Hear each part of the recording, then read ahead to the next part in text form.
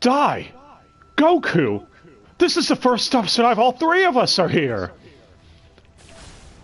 I'm stupid. Oh no, it's on some live-action anime adaptation. Why? Wait a minute. But these ones are actually good. Is that possible? No. Well, yeah, so we're here. Goku's pick this time, the Rurouni Kenshin live-action adaptation movies. All 5 of them. So first, Rurouni Kenshin's a manga written by Nobuhiro Watsuki from 1994 to 99. If someone mentions anything about the mangaka, because I know what you all are thinking, I will slap you. You're thinking it too, Dai. Dude, what the fuck? And it's over 9,000, apparently. Just heard that, Goku's phone.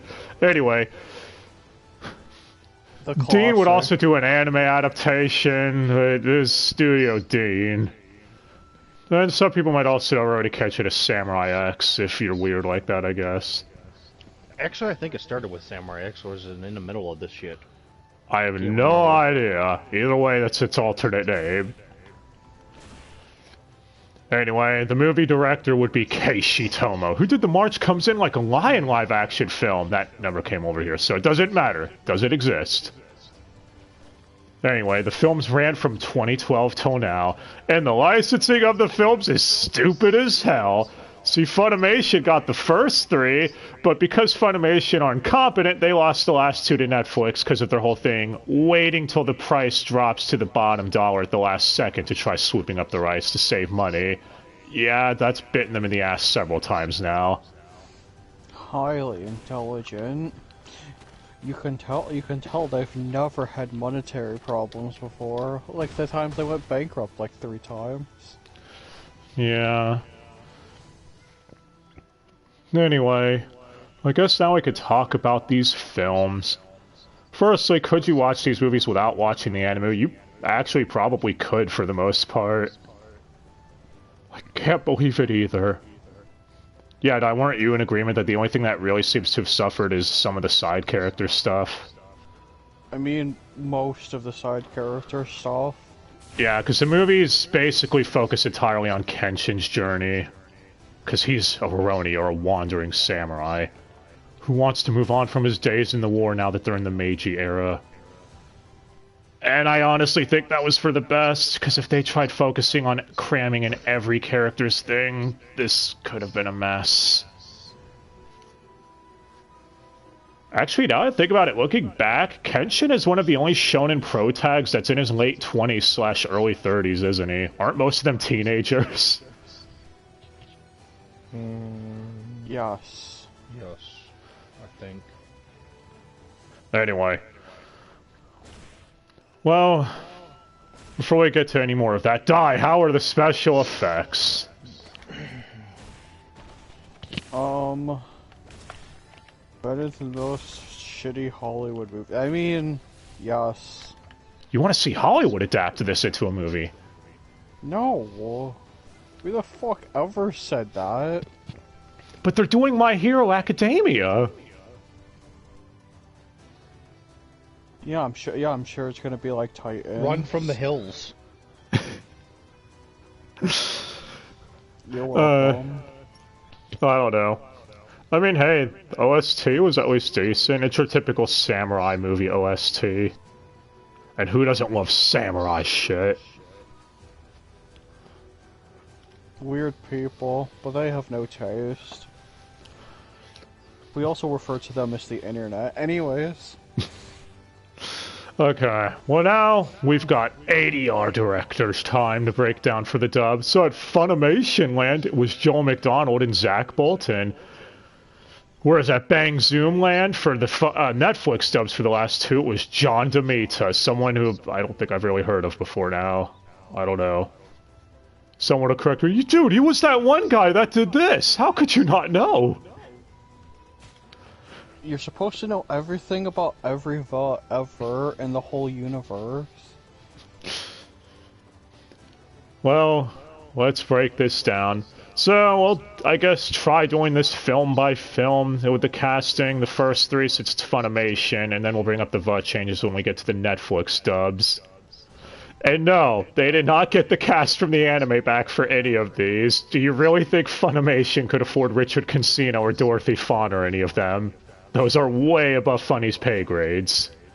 They could. They would go bankrupt. They already did. Again.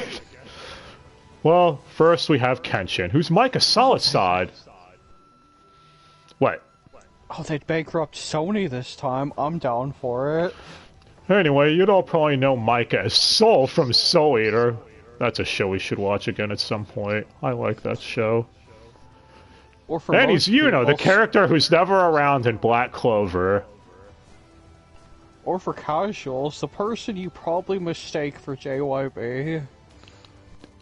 I mean, pretty sure everyone the first time they hear Micah thinks that for a second. Yeah, honestly, he's probably one of the best people in this cast. You could tell he really got into voicing Kenshin. Especially as it went on. He improved with each film, I think. Especially in the Netflix ones. Might as well mention it now. Yes, Netflix actually got him back for Kenshin.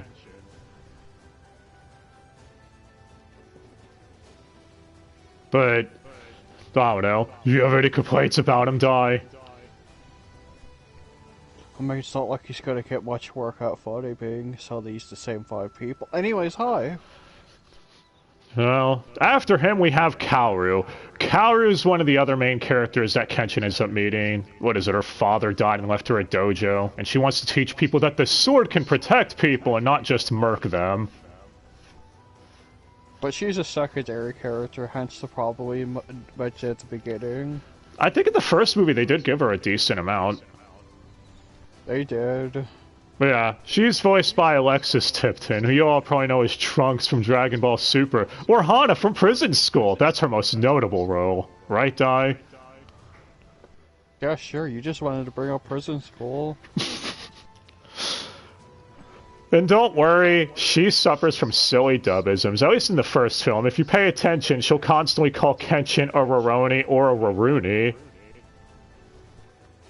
Just like some people sometimes... I have no idea what a Spinaroonie is. Wait a minute, this isn't Booker T. Get Booker T out of here. Unlike you, he's a published author. I think I died a little on the inside hearing that. Anyway. Speaking of Kaoru, some characters do call her Kaoru as well in the funny dub. I love silly dubisms. Anyway, Alexis Tipton's another one. She does alright. I mean, obviously, if someone's like, well, she's no Dorothy Fawn... Come on, guys, really? I mean, it's... with how little screen time the secondary characters get, you have to work with what you got. Anyway, after her, we have Sanosuke Sagara, a brawler trying to make a name for himself, or as we like to call him, he's gonna get his ass kicked again this time, isn't he? Yeah... He was Lex Lang. Now he's Eric Vale. I mean, the other Trunks. As well as Diablo from... voicing those Dave & Buster's commercials. Hey, he's Diablo from How Not to Summon a Demon Lord. Watch that show to get cultured. But more importantly, the Dave & Buster's commercials. I mean, Sanosuke, at least they kept in some of his fights, so... He seems fine. They again, because they had to fit it into a movie, they had to omit the build up to the fights, but yeah, it's not Hollywood, so I mean, what? Well, yeah, Eric Vale did fine. After him, we have Saito, who was what, Kenshin's rival. Frenemy person. Yeah. Voiced by Robert McCall, and now you'd all probably know as Honda from Honda-kun and Barakamon. Yes, that's it. You wouldn't know him as Julius in Black Clover. What? What? I don't know. Did you just only name off roles that are the opposite of his typecasting? Yes. I mean, Saito, someone he's typecasted as the typical anti-hero edgelord. But you've never seen him cast as that before. I mean, they got his screen time correct as he shows up just as much in the anime. I mean, what? Yeah. We were pointing out how almost all the movies begin with his shit, because Saito's on the Japanese police force, so anytime there's an incident, he's the one always on the scene. Gets marked for like the 5th time. Yeah. Goku, do you want to join the Japanese police? Maybe. Then you two could be like Saito. What? No, but it's Robert McCollum. What? What? I'm already half here and half gone half the time. You never see me. Oh, so you're just like Saito. I got it. No, but it's Robert McCollum playing an edgelord or anti-hero like character. He does good as that. That's what he mainly does. Even though we all know Han does better. Anyway, after him we have Yahiko, a young orphan boy who's training under Kaoru, because he's from a long descendants of samurai, or long ancestry line of samurai. But yeah, he's an orphan, which means he's like Batman! Of course. But yeah, in the Funimation dub, he's Alison Victorin, or Conan from Case Closed, Shelley from Fairy Tail. I don't know. You mean just like his anime counterpart who was with... Oh yeah, Wendy Lee was who he was, so Wendy Lee is Conan. It's just stupid. And don't worry, when we get to the funny variation of the dub, we'll tell you who Yahiko was replaced by. You mean the Netflix? Yeah, I don't know why I said funny. You corrected me though, it's alright. Anyway, I mean, it's Allison voicing Ashota, which she's usually typecasted as a lot of the time, so... 99%. Not really much to say there. After him, we have Megami, who's Dr. Kun of the group. And I guess who a lot of people ship with Sanosuke Sagara. And she's China Nishimura. I just talked about her last time as Mari in the funny Ava dub. I hope this doesn't turn into one of those things where I talk about her 50,000 times in a row. She's not in G Gundam, is she? I mean, why would she be? Exactly. That would be silly. I mean, she's also Kurisu in Steins Gate. Anyway, I don't know. Seems like another typecasting. That's what a lot of these were. It seems like they went with safe casting for some of these. Just like with... What? I mean, especially since it was like, what, their first time doing a live-action movie? Might be their only time. Could be wrong on that. Actually, it might be their only time with a lot of these. Well, after her, we have Masao, who's a ninja. Speaking of typecasting, voiced by Brittany Karbowski. Or Rimuru from Slime, I guess. Or someone who's in just about every single Sentai dub under the sun at this point. Anyway, again, typecasting. Pretty sure you all have heard her at that as this. Typecasting the movie. Yes, exactly. But hey, we're almost done with the mains. Then we can finally get to the villains of the funny dub. It's gonna be one of these long Dubster dives, isn't it, Dai? That sounds dumb. Well, next we have Aoshi. I guess the leader of Masao's ninja corps, someone who's her plot thread is intrinsically linked to. But again, this one's heavily abridged in the movies for reasons we listed above. Anyway, in the funny dub, he's voiced by Alex Morgan, someone who fucked off like 3 years for some reason. Or Makishima from Psycho Pass, or Deckham from Death Parade. And that's it. He's definitely not the first voice of Eraserhead from MHA. Right, Dai? Yeah, definitely not. Okay. But now we can get to the antags. Unless you have anything to say about Aoshi Dai. Aside from him being a ninja that's kind of a dick. Exactly.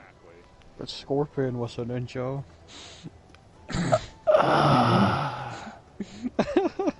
I hate you so much. Okay, so the antag of the first movie is Conru. Or some people call him Conryu, so I'll fucking know. Take your pick. Both at the same time.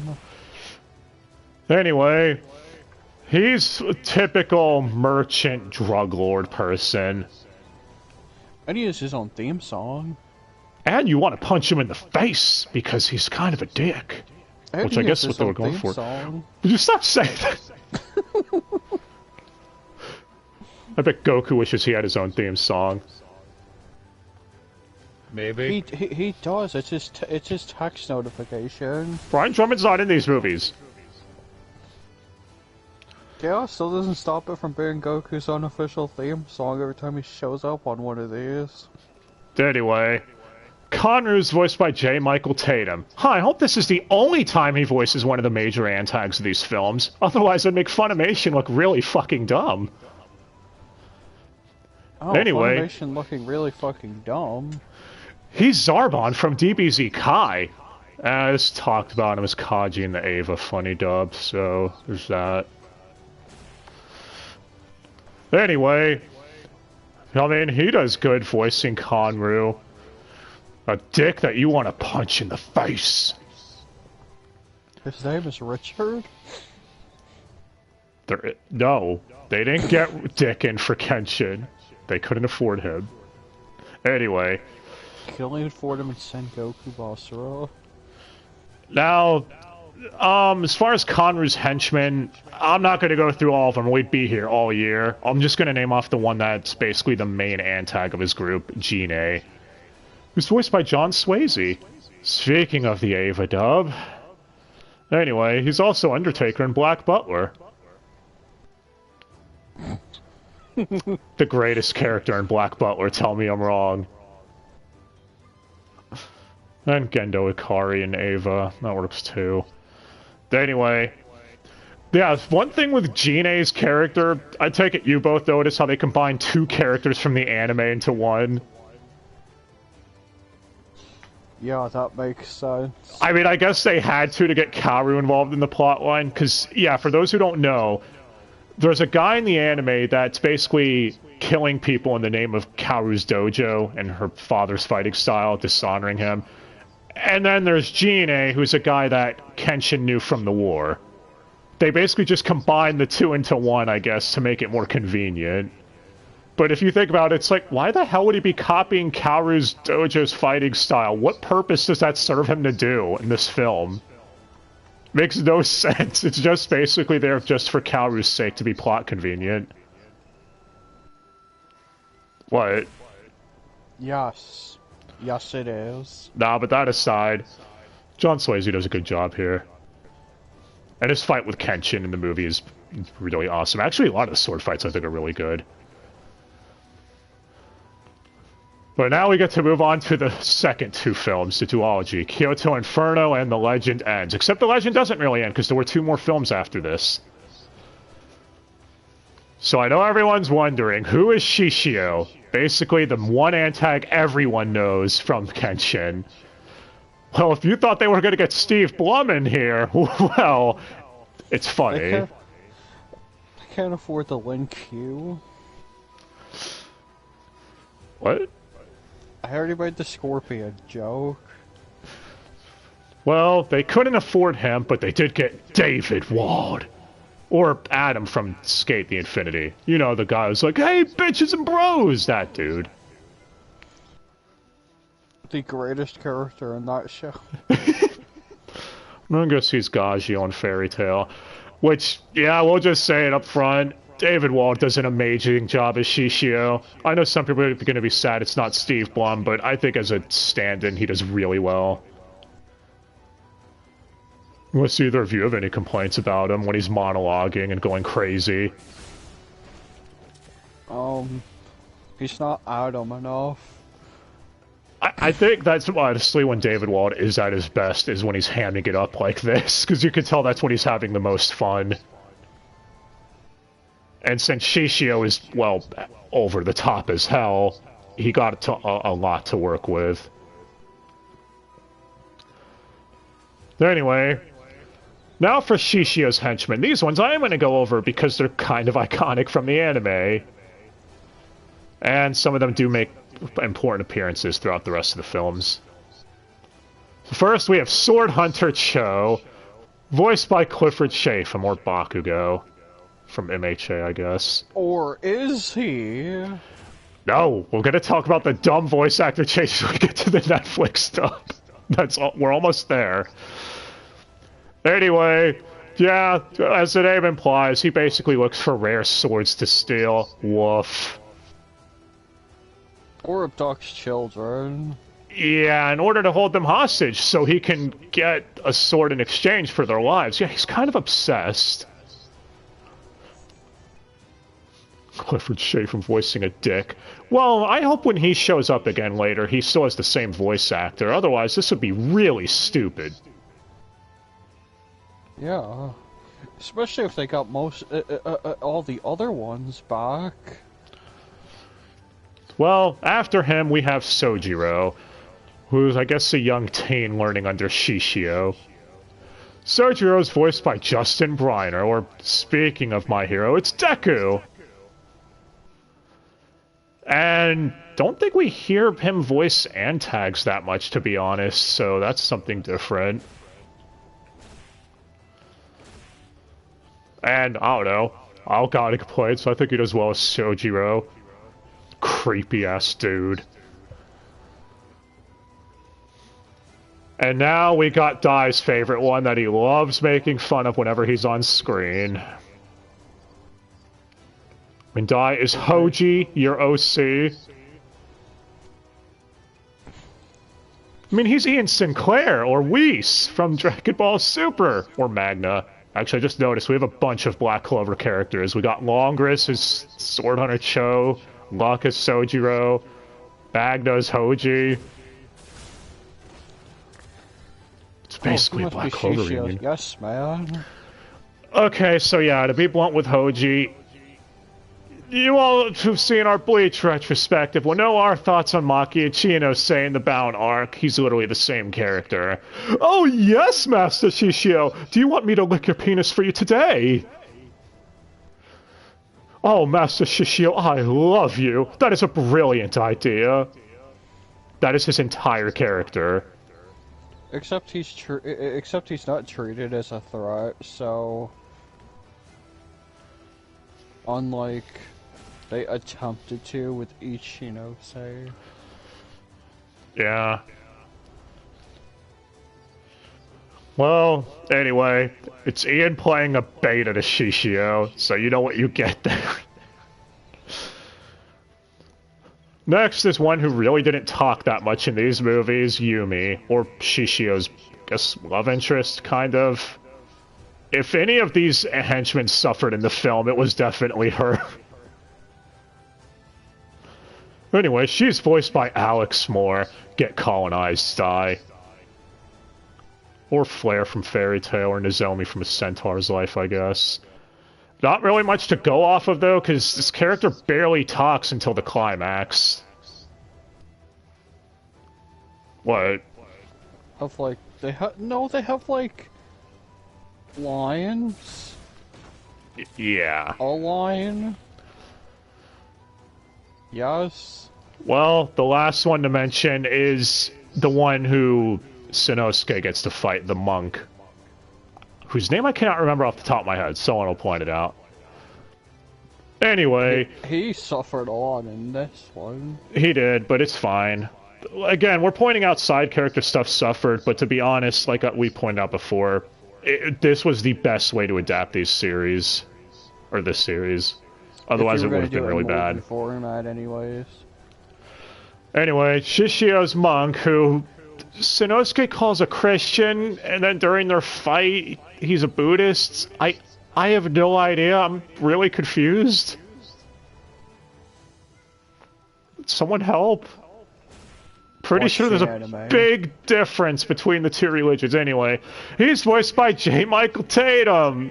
Funimation. Really?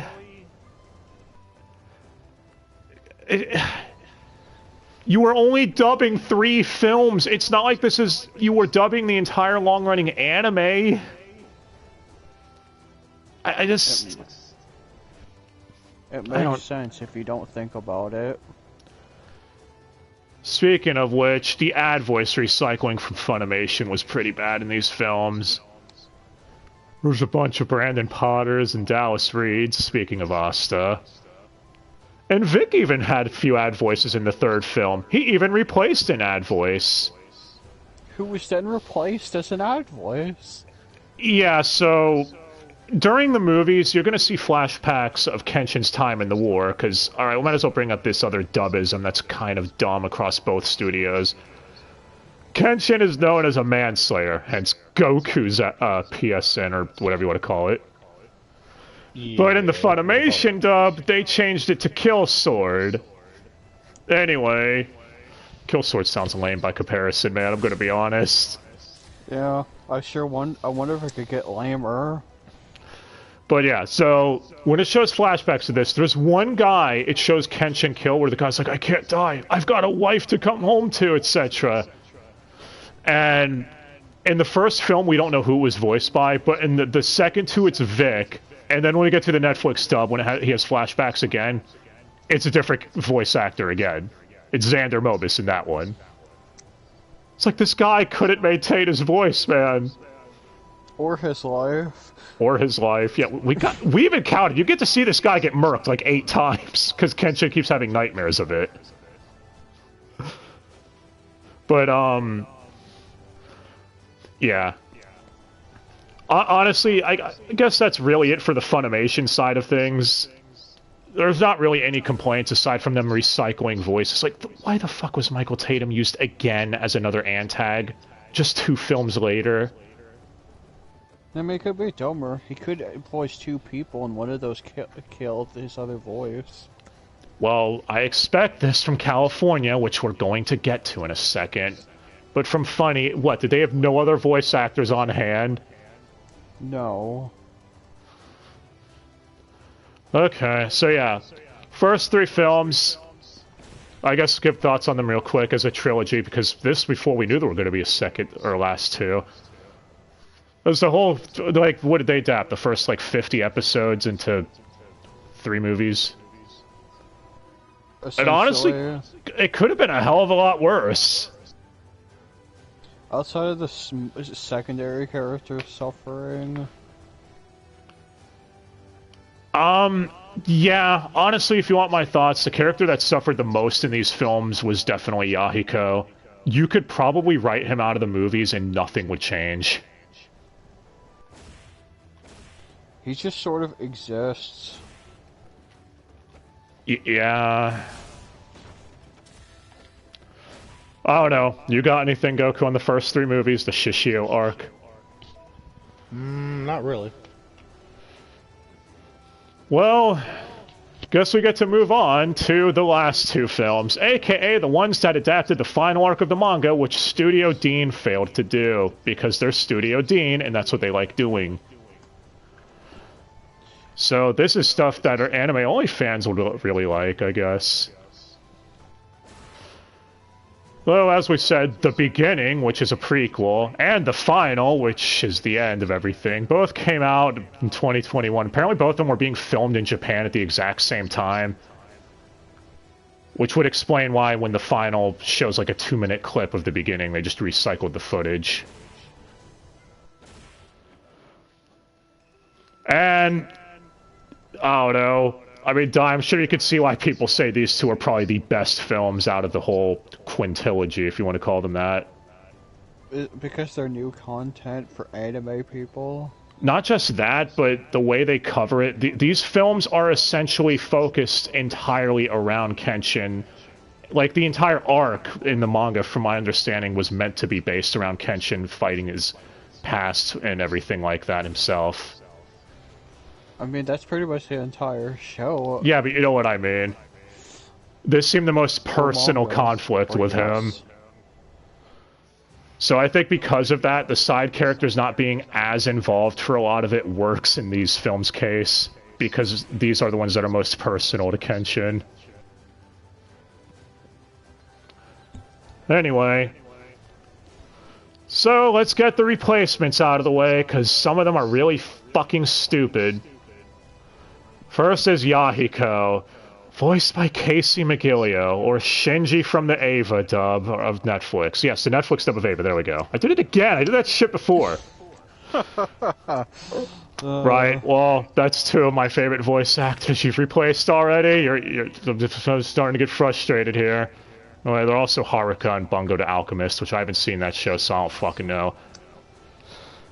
Anyway, doesn't really matter. Yahiko had, what, 2 lines across the movies, and that's it? That's being generous. Right, so Speaking of a movie you could write them out of, at least they're more prominent in the first one. Yeah, the other thing, though, I was wondering is, okay, I get Netflix didn't want to replace... They wanted to get everyone back for the first live-action movies that they could. You know, so they got Micah back, they got basically the majority back. But are you telling me they couldn't get Wendy Lee in as a nod to people who grew up with the anime dub to voice Yahiko in, like, the one scene he was in? Netflix really couldn't afford to do that. No. Nope. Damn it, Netflix. Anyway, the other replacement, or the next replacement to get to, is Aoshi, who we already said was Alex Morgan. Now he's Alan Lee. Or Ren from Shield Hero, which... That is the Sword Hero, isn't it? I think. I mean, it's not even much of a replacement. He literally had 1 line in the movie. Well, no, he had a fight in the film. He had a fight, but he only had, like, a line at best. Well, he was also Tsubaki in Fena Pirate Princess currently airing, I guess. But anyways, yeah, Aoshi, he was basically used to show what the Antags could really do. Now for the last replacement, and it's really weird and makes no fucking sense. Sword Hunter Cho makes a return, and instead of being Clifford Chafin, who we're going to tell you was ad voices in these films, instead is Damon Mills. Or Kaoru from the Amazon dub of Ava. And I guess Frieza and Fighter Z.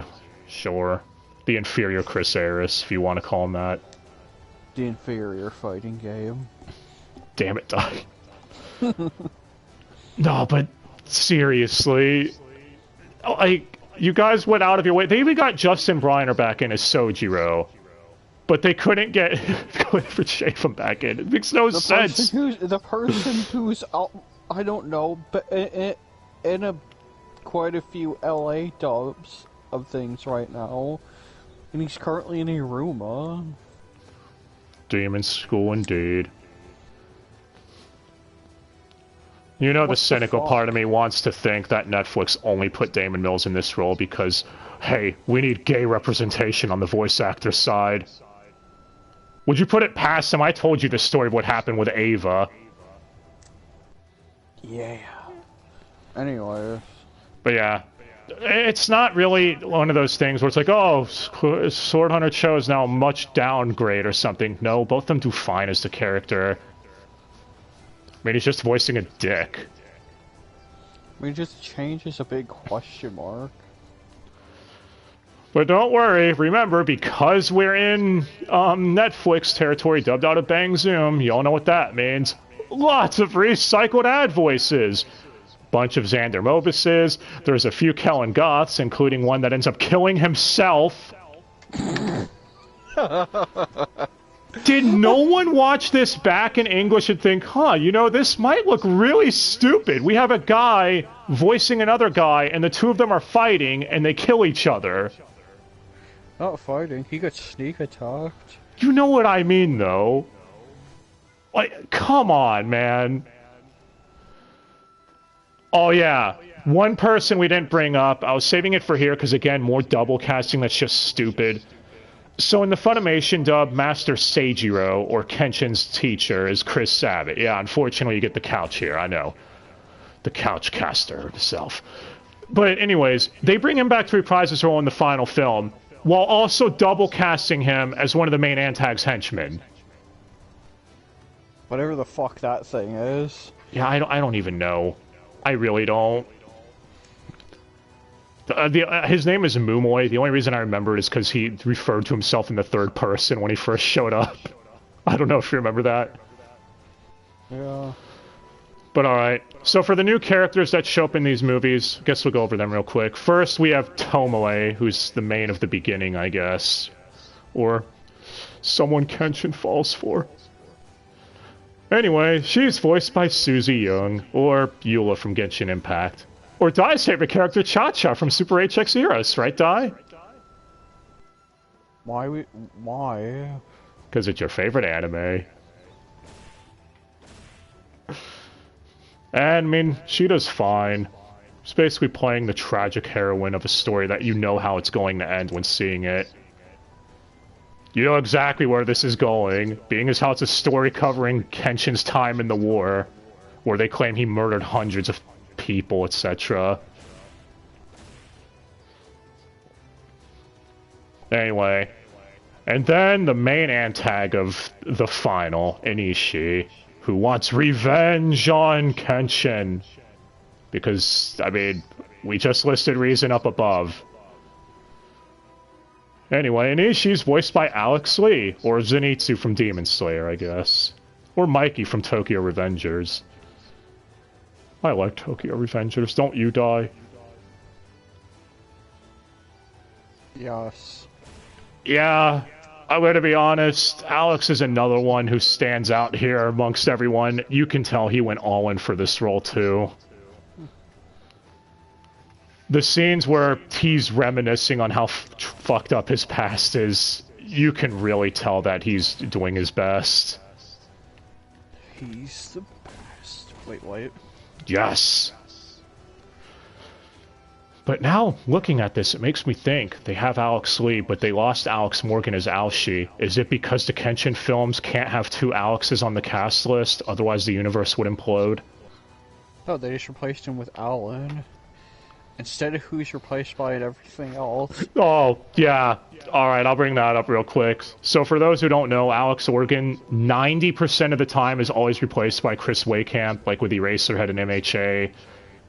His character in Tokyo Ghoul, Mest, and Fairy Tail.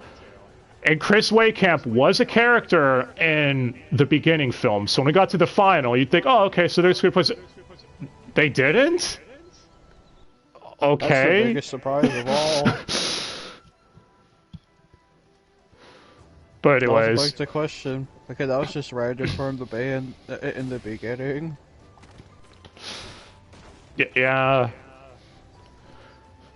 Honestly, though, across two dub studios, I'd say it worked out fine. This could have been a mess where, like, Netflix got the rights and pulled another Ava and just fired everyone from the old films. Like, fuck it! Get a brand new cast! People who have no idea what that being in this show is like. JYP instead. Most people probably wouldn't even notice. That'd be stupid. Are you saying I'm wrong? No. But yeah. Because that's covering just about everyone in the dub. I mean, they did the whole, all 5 films did the whole thing with the voice filters too when a character's wearing a mask. Whatever the fuck Mumoy is when he's talking and sounds like a demon. Goku, didn't you call it a fetish mask? Yeah. I mean, cats... Pretty much. Oh, right. We didn't bring up... okay, so Manslayer is what it was in the anime and in the manga. Funimation changes it to Kill Sword when they refer to Kenshin, because Kenshin's called Batosai the Manslayer in the war. Yeah, Batosai the Manslayer, Yeah. basically Yeah, shit. but in Funny Dub, it's Batosai the Kill Sword, which again sounds kind of lame. And it's like, okay, it's dumb, but whatever. Then you get to Netflix, and they just going from Kill Sword to The Killer. Or Batosai. I'd be fine if it was they just keep calling him Batosai, but they kept calling him Batosai the kept Killer. changing- Yeah, they kept moving different ways.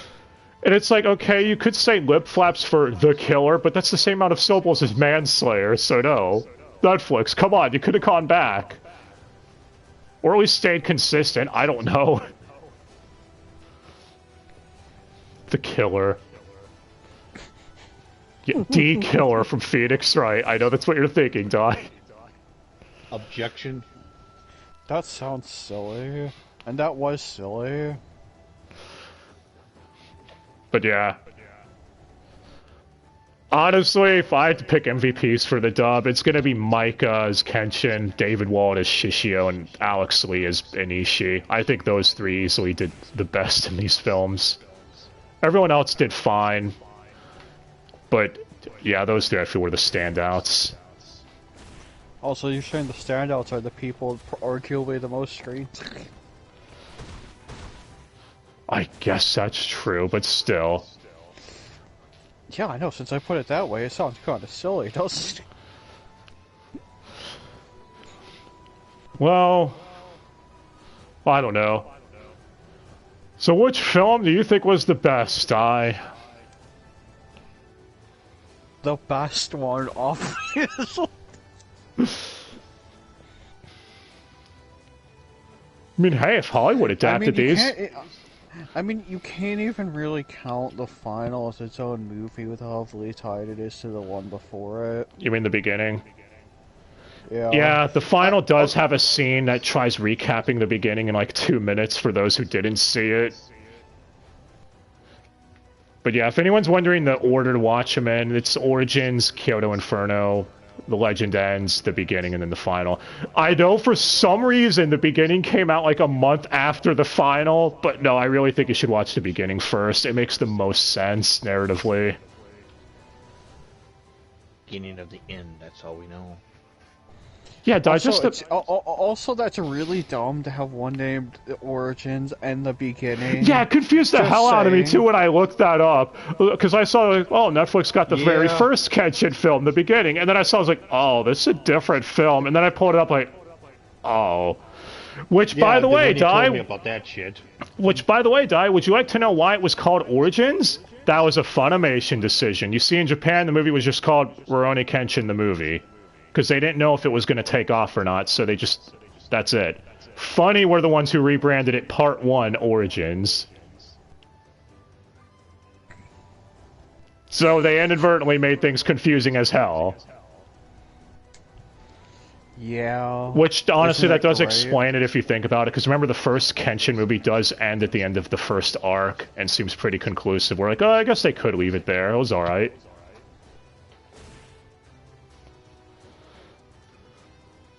But yeah. Honestly, all 5 of these work really well as a typical samurai story, I feel. If you just go into them knowing it's Kenshin's story primarily first and foremost, which is typically what that's typically what samurai movies do, isn't it? Yeah. And having to sacrifice all the secondary characters, whether it be henchmen or protagonists. They get just enough to where you're not going to forget who anyone is or not understand their motivations. But yeah. Also, do you notice they called Shishio's henchmen the 10 Swords in these movies? Pretty sure they were called the 7 Sins of Purgatory, if I'm not mistaken. I could be wrong on that. I haven't seen the anime in like a decade, but pretty sure there were only 7 Same of them. here. I think there was only 7 of them. Anyway. Yeah, so, I don't know. I could definitely see why people were saying these are the best animated live-action adaptations, though, despite some content getting nuked. And I've seen Dragon Ball Evolution and FMA, so trust me, I've seen the worst of the worst. One of them in the theater, even. I don't feel sorry for you. I think this also works because Kenshin, since it's set in the Meiji era, is largely grounded in reality, so they didn't have to worry about spending a huge shit ton of money on giant set pieces or anything like that. Outside of the 2 Gatling guns and the giant cannon arm. Oh yeah, there was a... Yeah, that's right. Yeah, there was a dude we kept nicknaming Barrett in the final film. He had a Gatling gun arm, a cannon arm. Yeah, I first pointed out as soon as I seen him, I'm like, hey, it's Barrett! Yeah. Speaking of the final film, I guess it's the last thing that I've completely forgot to mention. So it has to do with, the final film has the Shanghai Mafia in it. Netflix decided not to dub the Chinese dialogue. Yeah, that was fun reading.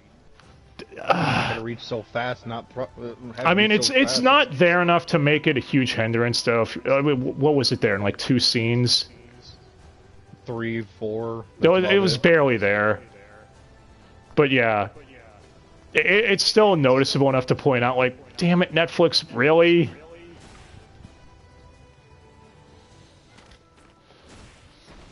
Also, I'm not entirely sure Netflix dubbed the Walla in the background either. I don't think they did, but it's whatever. Yastai, Walla, Zawaldo. The Wombo combo. But alright. If you all haven't seen Kenshin, why not? What is wrong with you? No, seriously, even the Dean anime is surprisingly still decent, even though it's Dean. We don't have time for your blah blah blah.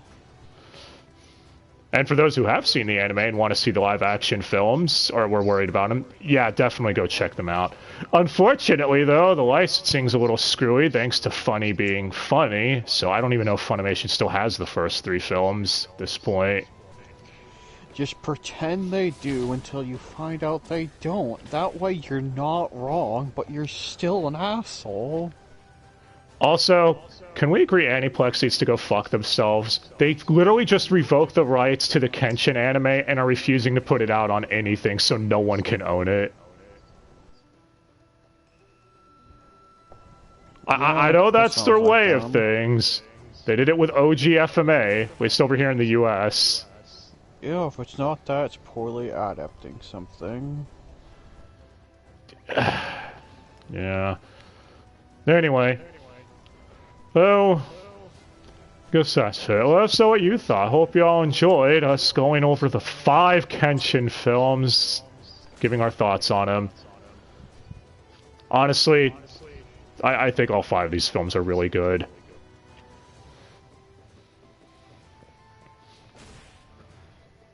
Unless you've got anything else to add, Dai.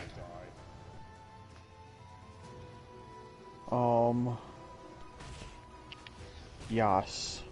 What about you, Goku? About how Shishio and Kenshin are both the only 2 characters in Jump Force from this series, because it's Jump Force. And that's Dai's favorite game. Mike Tyson. All I know is it's kind of stupid when they go about them characters. Really? What? Alright, I'll tell that real quick, because it's at the beginning of the beginning, funnily enough, where you see Kenshin in the war. Yes, you get Kenshin biting a guy's ear off. And all of us made Mike Tyson jokes when we saw that. Because, I mean, who wouldn't? Come on. Yeah, as soon as I heard that, I'm like, hey, it's Mike Tyson. Fucking... But alright. We went on long enough. Let us know what you thought. Hope you all enjoyed, and let's know your thoughts on Kenshin. If you haven't seen it, why? No, seriously. Even if you don't want to watch 80 episodes of an anime, you could still watch the 5 live-action movies and at least get a really cool samurai series. But I do still recommend watching the anime. But alright. Till next time, guys, and we'll be back with something else next time. I don't know what it is yet, but we'll see. And I'm glad you had a good pick, Goku. Now it'll be time for me to disappear again for a long time. Don't do it, Goku. You can't. But alright.